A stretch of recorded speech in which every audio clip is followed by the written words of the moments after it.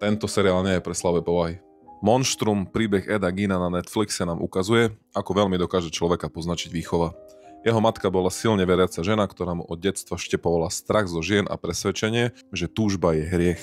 A práve tu sa začína jeho skutočný príbeh. Ed Gein vyrábal nábytok a oblečenie z ľudskej kože, ktorú sám nosil, jedával z lebiek a obľúboval vykopávanie hrobov. K nekrofilii sa nikdy nepriznal, no patológovia, ktorí skúmali jeho činy, mali na vec úplne iný názor. Práve tieto zvratenosti sa stali inšpiráciou pre legendárne filmy ako Psycho od Alfreda Hitchcocka, Texaský masaker motorovou pilou či Mlčanie jahniat. Zaujímavosťou je, že prvé dva z nich sú v tejto minisérii prepojené spôsobom, ktorý odhaluje, ako hlboko sa Edov príbeh zapísal do histórie hororového žánru. Herci v hlavných úlohách boli výborní, každú časť som doslova hltal, aj keď druhá polovica seriálu bola trošku pomalšia, absolútne mi to však nevadilo a v mojom osobnom rebríčku je to po Dahmerovi druhý najlepší projekt v rámci Monster série.